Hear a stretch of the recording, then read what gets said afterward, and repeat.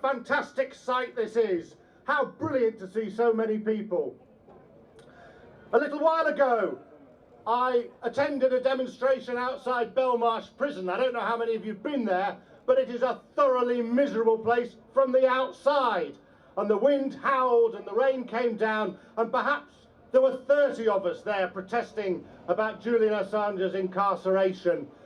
And I confess, despite the kind of inbuilt optimism I have as a British trades unionist of the past 3 or 4 decades, I couldn't help but feel a bit gloomy that there weren't more people there. What a delight to see that everybody was waiting for slightly better weather and improved transport links. Thank you all so much for being here. This begins to feel like a movement.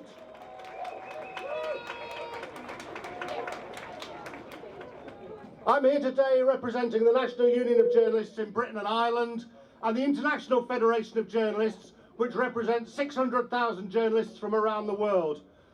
And our need to speak out is because of the profound danger to free speech that this extradition represents. There is much to be frightened about in respect of free speech in this country at the moment. Government ministers feel able to ignore mainstream political programmes which want to ask them questions about the decisions they're making on our behalf. The Prime Minister feels that it's acceptable to decide which journalists he wants to have at official civil service briefings. There's talk of a new Official Secrets Act. There is bullying talk towards the BBC about its future funding.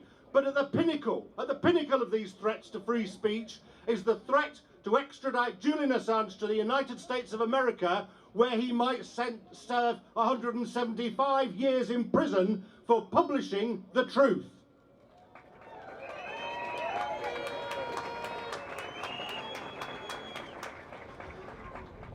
I'm aware that there are people who feel uncomfortable lending their support to Julian Assange. There are people who remain concerned about things that happened in Sweden, or about where the data came from, or about whether all this is part of some geopolitical game. I say at this moment those concerns are no longer relevant.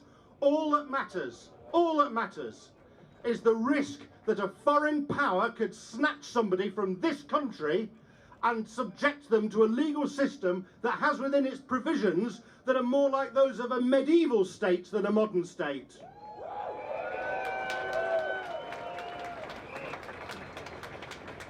The message that we need to send out with clear voice to the judiciary and to our government is that if you believe that due process underpins justice, don't extradite Assange.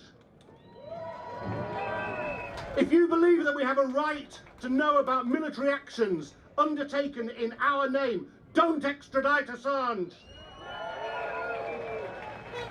If you believe the UN Special Rapporteur on Torture, that there is someone in Belmarsh Prison who has been subjected to psychological torture, then do not extradite Assange. If you believe the opinion of more than 60 doctors who say that the health of the founder of WikiLeaks should be a greater concern than the bizarre legal instruments being used to try and take him to the United States, then don't extradite Assange.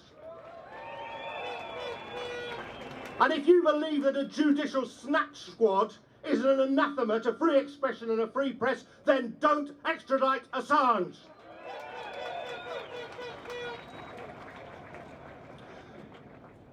I know that we live in quite dark times. We have a dishonest Prime Minister, we have an impending economic crisis, but I also know that the power of protest can make a difference. It was his fellow inmates in Belmarsh who took a petition to the governor there saying that they believed that Julian Assange's treatment was inhuman and demanding that he be taken out of solitary confinement. If they can do it, then so can we.